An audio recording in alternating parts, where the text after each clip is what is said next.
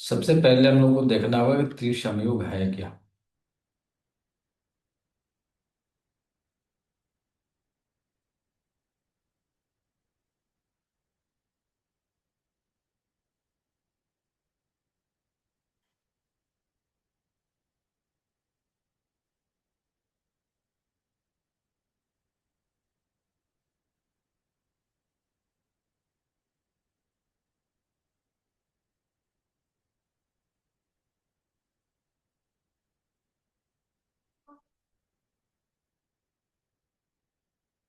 त्रिसंयोग के पहले शुरुआत करते हैं हम लोग।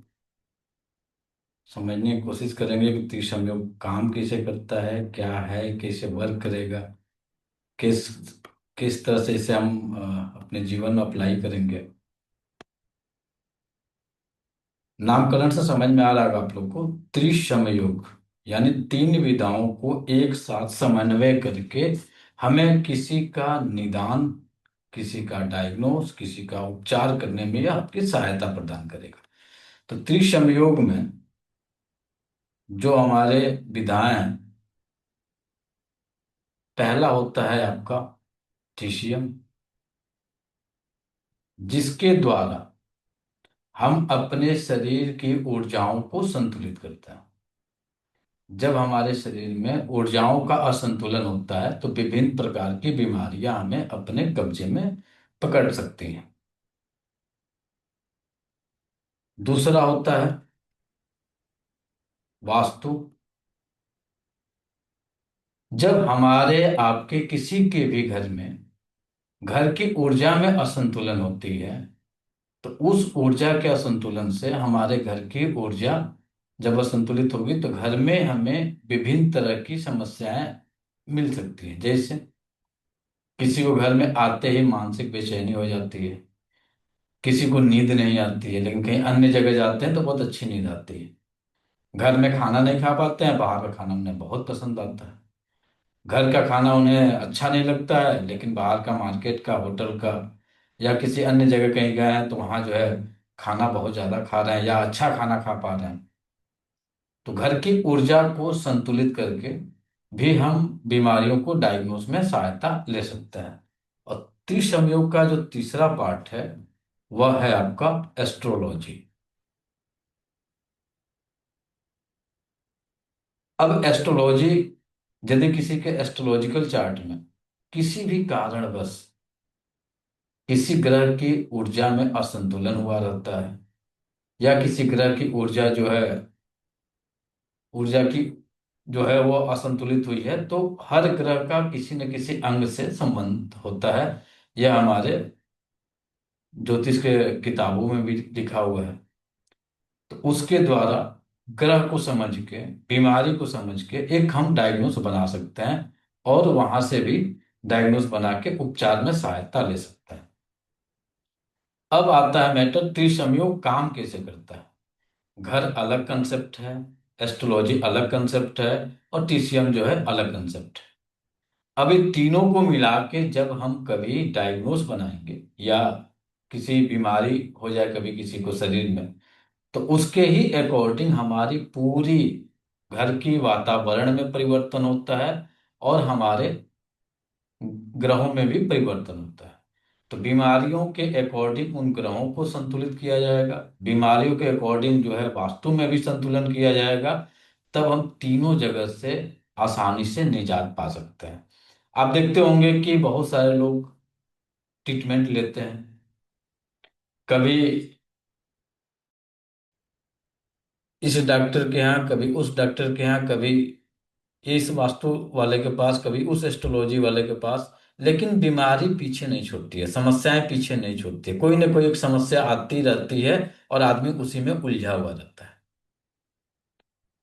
त्रिसंयोग क्या करेगा, यदि शरीर की समस्या है तो शरीर पे इलाज हो जाएगा, वास्तु की समस्या है तो वास्तु में इलाज हो जाएगा, और एस्ट्रोलॉजिकल कोई समस्या आ रही है तो एस्ट्रोलॉजिकल ट्रीटमेंट हम लोग आसानी से कर सकते हैं। तो तीनों जगह पे जाके हमें ट्रीटमेंट करने में और उसके निदान निकालने में सहायता त्रिसंयोग बहुत सही तरीके से दे सकता है। अब इसमें भी कुछ मिलता जुलता इनके जितने भी ट्रीटमेंट के या डायग्नोस के तरीके हैं, लगभग सब में मिलता जुलता एक दूसरे के पूरक बनते हैं। ट्रिशियम काम करता है पंचतत्व पे। अब कहेंगे पंचतत्व क्या है, तो मैक्सिमम लोगों को पता होगा पंचतत्व के बारे में। नहीं पता होगा तो आने वाले क्लासेज में इसको हम लोग पूरी अच्छी तरीके से डिफाइन करने की कोशिश की जाएगी।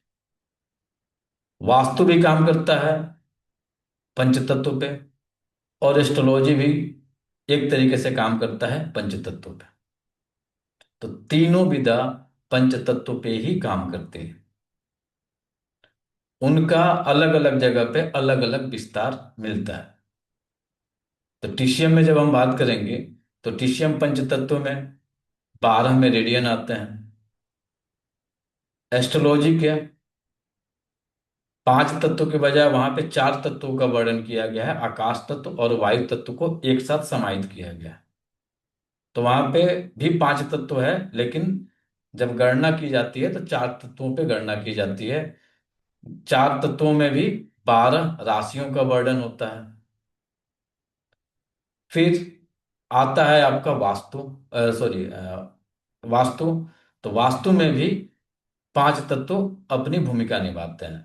तो इन तीनों जगहों पे पहला बेसिक कंसेप्ट जब हम लेंगे, तो वहां पे हम पंचतत्व को लेंगे। सेकंड, एस्ट्रोलॉजी में हम भावों को लेंगे, राशियों को लेंगे। वास्तु में हम दिशाओं को लेंगे और देवताओं को लेंगे। दिशा प्लस देवता। उसके बाद से जब हम टीसीएम में जाते हैं, तो मेरिडियन को लेंगे। तो इन तीनों विधाओं को अलग अलग न करते हुए एक साथ यदि हम यूज करते हैं, तो रिजल्ट्स या डायग्नोस बनाने में हमें बहुत बड़ी सहायता मिल सकती है। और इसका जब आप पूछेंगे कि कहाँ पे है ये तीनों एक साथ, कहाँ है भैया, किस किताब में लिखा हुआ है, तो किताब में लिखा हुआ है। माननीय माता प्रसाद खेमका गुरु जी ने पार्ट 7 में इसका वर्णन थोड़ा सा किया हुआ है।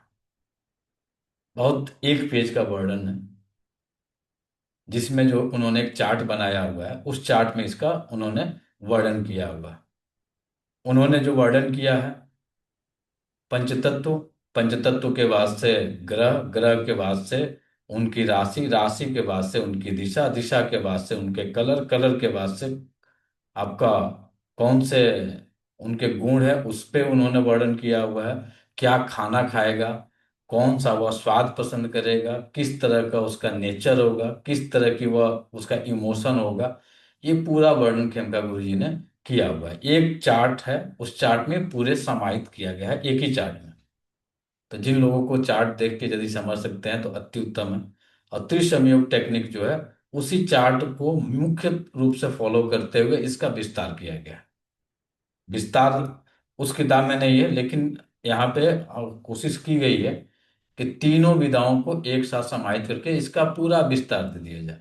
एक्यूप्रेशर का एक्यूप्रेशर की तरह विस्तार, वास्तु का वास्तु की तरह विस्तार, और एस्ट्रोलॉजी का एस्ट्रोलॉजी की तरह विस्तार। तो जब तीन विधाओं को एक साथ समाहित करेंगे, तो ये जो कोर्स आपके सामने चल रहा है, ये केवल बेसिक है, फाउंडेशन है। क्योंकि तीन बड़ी विद्याएं, तीन बड़े शास्त्र, और एक साथ तीनों शास्त्र को एक साथ समाहित करने में आप 5 दिन में नहीं पढ़ सकते हैं। इसको पढ़ने में सालों लगता है। तो बेसिक है, तो बेसिक लेवल पे जो है इसकी हम लोग चर्चा करेंगे, ताकि इसका बेस तैयार हो जाए। जो एकदम लेमैन है, उसको कुछ नहीं आता है, वह भी सीख जाए। कम से कम थोड़ा बहुत उसे जो है अपनी कुछ छोटी मोटी समस्याएं हो जाए, उसके अनुसार अपने घर में चेंजिंग कर ले, अपने एस्ट्रोलॉजी में चेंजिंग कर ले, और अपने जो है वास्तु में चेंजिंग कर ले। अब एक खूबसूरती देखेंगे आपको। तो यहाँ पे एस्ट्रोलॉजी के 2 टेक्निक आपके साथ शेयर करेंगे हम। एक टेक्निक शेयर होगी जो परंपरागत, जो अपने शास्त्रोगत है। और दूसरा जो है टेक्निक यूज करेंगे हम लोग, वह होगा टीसीएम का, जिसमें मापन विधि। टीसीएम का तो नई पार्ट है, वो है आयुर्वेदिक एक्यूप्रेशर का पार्ट, जिसमें ग्रहों का मेजरमेंट किया जाता है। उसके जनक माने जाते हैं माननीय श्री अग्रवाल, जेपी अग्रवाल, उन्होंने आयुर्वेदिक एक्यूप्रेशर में ग्रह चिकित्सा पे उन्होंने भी चरक पार्ट वन में जो है इसकी थोड़ी सी, एक पेज का वर्णन है, 2 पेज का, ग्रह प्लस चक्र। तो थोड़ा सा वहां पे भी आपको उसके अनुसार इसका भी हमने विस्तार किया हुआ है, चक्र का और ग्रह का। गुरु जी ने चरक में पार्ट वन में दिया हुआ है, जो पुरानी किताब थी, नए वाले में नहीं आइडिया है कहाँ पे है। तो उसका भी हमने यहाँ पे प्रचुर मात्रा में विस्तार किया हुआ है दोनों का। तो यहाँ पे जब आप पढ़ना शुरू करेंगे त्रिसम योग में, तो यहाँ पे चक्रों की भी एनर्जी को यहाँ पे अटैच किया जाएगा। ग्रह, चक्र, वास्तु और आपका टीसीएम। तो समझिए कितनी बड़ी विद्या है। इस विद्या को समझने के लिए थोड़ी सी सब्र और थोड़ी सी मेहनत की जरूरत पड़ेगी, समझने की जरूरत पड़ेगी। है बहुत बड़ा टफ नहीं है, थोड़ी सी समझ यदि जाते हैं हम लोग तो बहुत आसानी से छोटे मोटे जो समस्याएं हमारे घर में आती हैं, उन समस्याओं का निदान हम सरल पूर्वक कर सकते हैं। तो पहले चलते हैं पंचतत्व से, शुरुआत करते हैं। पंचतत्व में कैसे कैसे कौन कहाँ कहाँ पे कैसे कैसे स्थित है, विराजमान है। बहुत ज्यादा डफ्त नहीं जाएंगे, बेसिक से ही शुरू कर रहे हैं। तो पंचतत्व में 5 तत्व आते हैं। पहला तत्व होता है आकाश तत्व।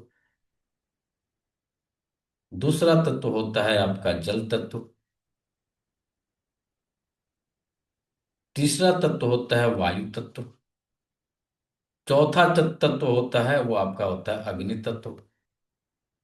और पांचवा तत्व होता है पृथ्वी तत्व। पंचतत्व के ये 5 आपके मुख्य तत्व होते हैं।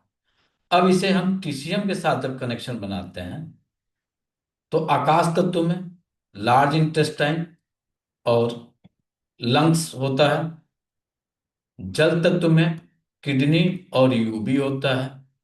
वायु तत्व में लीवर और गॉलब्लैडर होता है। अग्नि तत्व में हार्ट होता है हमारा, छोटी आंत होती है, पेरिकार्डियम होती है, और त्रिउष्मक होता है, ट्रिपल वार्मर होता है। पृथ्वी तत्व में हमारा स्प्लीन होती है और स्टमक होती है। तो 5 तत्व और 12 मेरिडियन आपको टीसीएम में, 12 अंग, 12 मेरिडियन के बारे में इसके साथ एक कनेक्शन बनता है। फिर आता है वास्तु। तो आकाश तत्व का जो दिशा है, क्योंकि वास्तु दिशाओं पे काम करता है, तो आकाश तत्व की जो दिशा होती है वह दिशा होती है पश्चिम दिशा। जल तत्व की जो दिशा होती है वह दिशा होती है उत्तर दिशा। वायु तत्व की जो दिशा होती है वह दिशा होती है पूर्व दिशा। अग्नि तत्व की जो दिशा होती है वह दिशा होती है आपकी दक्षिण दिशा। और पृथ्वी तत्व की जो दिशा होती है वह होती है ब्रह्म स्थान, अकॉर्डिंग टू टीसीएम। जब यही वैदिक में आप जाते हैं, वैदिक वास्तु पढ़ते हैं, तो उसमें ब्रह्म स्थान पे आकाश तत्व आता है, ताकि आपको कंफ्यूजन ना हो, उसको भी आप यहाँ पे समझ लीजिएगा। और पृथ्वी तत्व जो है वो चला जाता है साउथ एंड वेस्ट डायरेक्शन में, वो भी लाके आपको अभी स्थापित करके दिखा देंगे। इसका सिद्धांत इसलिए माना गया है कि पृथ्वी अपनी धुरी पे है और ये घूम रही है, तो उसको बेस मान लिया गया है केंद्र को, और घूमने वाले जो हैं उनको जो है अलग अलग दिशाओं में विभाजित कर दिया गया है। फिर आता है एस्ट्रोलॉजी का चार्ट। तो एस्ट्रोलॉजी में जो आकाश तत्व है और वायु तत्व, दोनों को एक साथ समा है एस्ट्रोलॉजी में। तो आकाश तत्व और वायु तत्व में जो है मिथुन राशि, क्योंकि एस्ट्रोलॉजी में भी 12 राशियां होती हैं। इतने पॉडकास्ट हो गए हैं कि लगभग लगभग सबको ये जुबान पे याद आ गया है कि 12 राशि है। और आज के डेट में लोग सुबह उठते हैं तो सबसे पहले अपने दिन का फलादेश देखते हैं, बाकी चीजें देखें या न देखें, सबसे ज्यादा जो है फलादेश देखने के लोग बेचैन रहते हैं। दिन दशा हमारा कैसा होगा, लाओ थोड़ा सा फलादेश देख लिया। और इसके लिए जो है बहुत सारे ऐप्स आ गए हैं, लोग अपने अपने मोबाइलों में ऐप इंस्टॉल करके रखे हुए हैं, देख लिए भैया आज का दिन दशा कैसे है। तो लगभग ये याद है कि 12 राशि कौन कौन सी है। तो आकाश तत्व और वायु तत्व के मिलन से, जो एस्ट्रोलॉजी में दो तत्वों को एक साथ मिलाया गया है, तो उसमें मिथुन राशि, तुला राशि और कुंभ राशि, ये आपके आकाश तत्व और वायु तत्व के अंतर्गत आते हैं। अग्नि तत्व में मेष राशि, सिंह राशि और धनु राशि आता है। जल तत्व में वृश्चिक राशि, तुला राशि, सॉरी वृश्चिक राशि, कर्क राशि और मीन राशि। वृश्चिक, कर्क और मीन, ये जल तत्व की राशियां हैं। पृथ्वी तत्व की जो राशि होगी, वृष राशि, वृषभ राशि, कन्या राशि और मकर राशि। ये 12 मेरेडियन, 5 तत्व और आपके पांच मुख्य जो है 5 दिशाएं, इसके आधार पे ये कुछ मैचिंग हो रहा है तीनों में।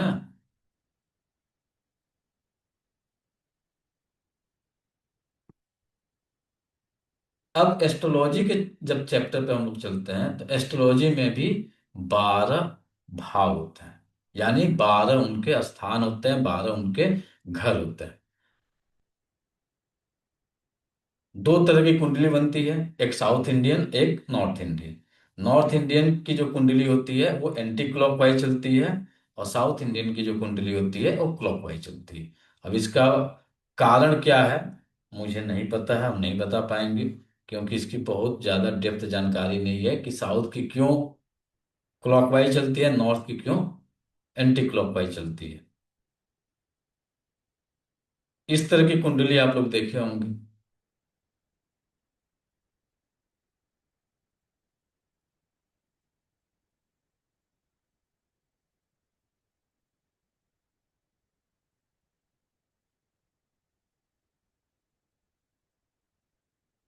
ये सबके पास कुंडली होती है, लगभग मैक्सिमम लोगों के पास आज के डेट में कुंडली है। अब इस कुंडली में भी दिशा होता है। इस कुंडली के 12 भाव होते हैं, तो 12 भाव कैसे नामकरण किया जाता है, तो प्रथम भाव, द्वितीय भाव, तृतीय भाव, चतुर्थ भाव, पंचम भाव, षष्ठम भाव, सप्तम भाव, अष्टम भाव, नवम भाव, दशम भाव, एकादश भाव और द्वादश भाव। ये कुंडली के आपके 12 भाव बनते हैं। मेरिडियन आपने अभी देखा कि 12 मेरिडियन होती है। लाइए प्लॉटिंग करते हैं 12 मेरिडियन को। LU, LI, LI के बाद से आता है हमारा stomach, spleen, heart, small intestine, urinary bladder, kidney, pericardium, triple warmer, gall bladder और लीवर। ये 12 मेरिडियन आपके आ गए। कुंडली के 12 भाव आ गए, 12 मेरिडियन आ गए। अब 12 राशियां, मेष राशि, वृषभ राशि, मिथुन राशि, कर्क राशि, सिंह राशि, कन्या राशि, तुला राशि, वृश्चिक राशि, धनु राशि, मकर राशि, कुंभ राशि और ये मीन राशि। अभी तक हम लोगों ने ये देखा था ना, ये आपके 12 मेरिडियन, 12 राशि, 12 भाव का कनेक्शन बन गया। अब आ जाइए 5 दिशाओं के बारे में भी। पंच तत्व के अनुसार जो एक होता है उसके ठीक सामने जो होता है ईस्ट होता है, जो 10 होता है उसके ठीक सामने जो है साउथ होता है, जो 7 होता है उसके ठीक सामने जो है वेस्ट होता है, और जो 4 होता है उसके ठीक सामने नॉर्थ होता है। अभी आपने देखा वेस्ट है आकाश तत्व, यानी पश्चिम दिशा आकाश तत्व को रिप्रेजेंट कर रही है। उत्तर दिशा जल तत्व को रिप्रेजेंट कर रही है। ईस्ट दिशा वायु तत्व को रिप्रेजेंट कर रही है, और दक्षिण दिशा अग्नि तत्व को रिप्रेजेंट कर रही है। पृथ्वी तत्व यही केंद्र था, ये पृथ्वी तत्व केंद्र को रिप्रेजेंट कर रही है। लेकिन जब इसी को वास्तु में हम लोग देखते हैं, पृथ्वी तत्व यहां से ना होके यहां पे चली जाती है, तो इसी चार्ट पे बना देते हैं हम। आकाश तत्व से उत्पत्ति होता है जल तत्व का। आकाश तत्व से उत्पत्ति होता है जल तत्व का, ये रहा आकाश तत्व। इससे उत्पत्ति हुआ जल तत्व। जल तत्व से उत्पत्ति हुआ वायु तत्व।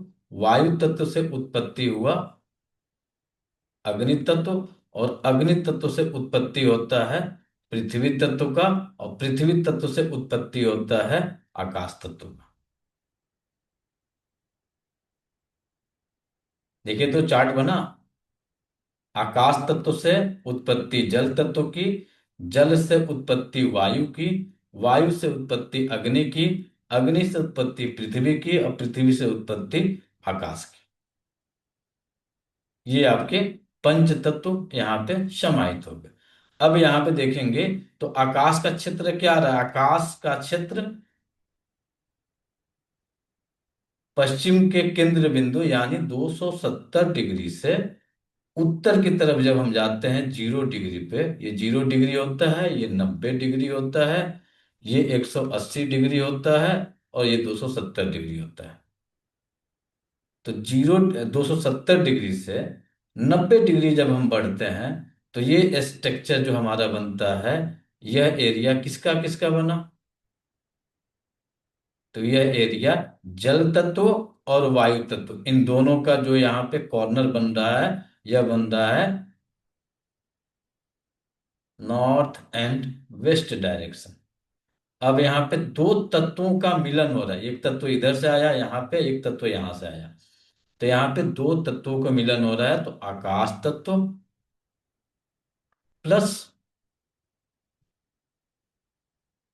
जल तत्व। अब जल और आकाश के मिलने से किस तत्व की उत्पत्ति होती है? कोई बताएंगे? जल तत्व और आकाश तत्व के मिलने से किस तत्व की उत्पत्ति होती है?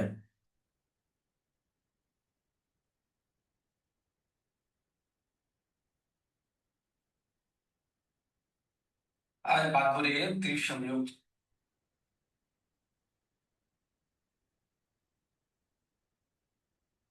और इसकी आज वायु की। हाँ, जल वायु, जल और आकाश मिले तो अगला तत्व बना हमारा वायव्य कोण। अब वास्तु लोग जो लोग जानते हैं वायव्य कोण कहाँ है, तो हमारा नॉर्थ वेस्ट डायरेक्शन को वायव्य कोण बोला जाता है। अब आ जाइए, जल तत्व और वायु तत्व, यहां से अब जल की उत्पत्ति हो, यहाँ पे जल की उत्पत्ति हुई। अब यहां से जल चला और यहां से वायु चला। जल और वायु के मिलने से किस तत्व की उत्पत्ति होती है?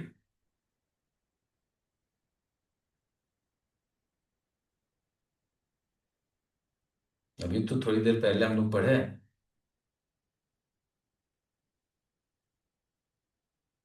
अग्नि। अरे अग्नि, अग्नि की होती है। तो अग्नि की शुरुआत कहाँ से होती है? बहुत बारीक बारीक तरीके से समझने की कोशिश करिएगा। जो लोग चिल्लाते हैं ना कि नॉर्थ ईस्ट डायरेक्शन में आग नहीं होना चाहिए,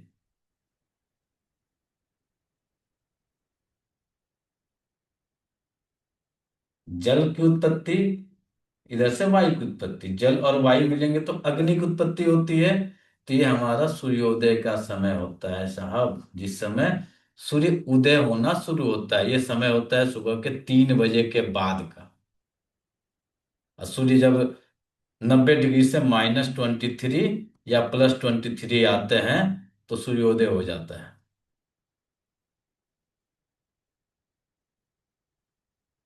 तो यह स्थान बनता है ईशान कोण भगवान ईश, या भगवान शिव, या भगवान विष्णु। कहीं कहीं पे विष्णु का स्थान नहीं दिया गया है, कहीं कहीं पे दिया गया है। और ब्रह्मा जी। उगते हुए सूरज को ब्रह्म तत्व कहा जाता है और डूबते हुए सूरज को शिव तत्व कहा जाता है। सॉरी, शिव तत्व का है, विष्णु तत्व का भगवान विष्णु जो है, डूबते हुए सूरज और उगते हुए सूरज ब्रह्मा जी। बीच के पार्ट कौन हो गए? कई लोग कहेंगे कि ये कहाँ से नया कंसेप्ट बता रहा है भाई। उगते हुए सूरज ब्रह्मा जी और डूबते हुए सूरज विष्णु जी, है ना। तो जब सूर्योदय का जो समय होता है वो ब्रह्म बेला बोला जाता है, ब्रह्म समय बोला जाता है, तो वह समय ब्रह्मा जी का होता है। जब सूर्यास्त होता है तो वह समय विष्णु जी का होता है। और विष्णु भगवान को सूर्य के रूप में भी देखा जाता है। जब नाड़ी ज्योतिष आप पढ़ेंगे तो नाड़ी ज्योतिष में भगवान सूर्य को जो है भगवान विष्णु का भी रूप माना जाता है। और पूरे भारत में बिहार एक ऐसा राज्य है जो कि ब्रह्म तत्व की भी उपासना करता है और शिव विष्णु तत्व की भी उपासना करता है। यानी बिहार में एक पर्व होता है छठ पर्व। जिस समय छठ होता है तो उगते हुए सूरज की भी पूजा आराधना होती है और डूबते हुए सूरज की भी पूजा आराधना होती है। तो वहां पे जो है अधिकता ब्रह्म तत्व की भी होती है और विष्णु तत्व की भी होती है। अब इसका यदि आपको देखिए प्राचीन समय से चलते आ रहा है, तो बिहार की जो मिट्टी है ब्रह्म तत्व, यानी जब आप अध्यात्म में जाएंगे तो ब्रह्म तत्व का मिलन होना यानी ज्ञान की प्राप्ति होना। बौद्ध धर्म, भगवान गौतम बुद्ध की ज्ञान की प्राप्ति जो धरती है वो बिहार है। और भगवान महावीर जैन की जो ज्ञान की प्राप्ति स्थान है वो भी बिहार है। भगवान श्री राम की ससुराल बिहार है। इस तरीके से बहुत सारे देवी देवताओं का जब संबंध आप ढूंढिएगा तो वह मैक्सिमम बिहार ही मिलेगा। कर्ण की, कर्ण जो थे महाभारत काल के सबसे वीर योद्धाओं में गिनती होती है कर्ण की। कर्ण का जो राज्य था वो भी बिहार में था। चंद्रगुप्त मौर्य वो भी बिहार में ही थे। सम्राट अशोक जिनके जो अशोक स्तंभ कहा जाता है, जो भारत भारत सरकार के जो अपना प्रतीक चिन्ह में है, वो भी बिहारी। तो समझिए बिहार एक ऐसा राज्य है जो कि विष्णु तत्व का भी उपासक है और आपके ब्रह्म तत्व का भी उपासक है।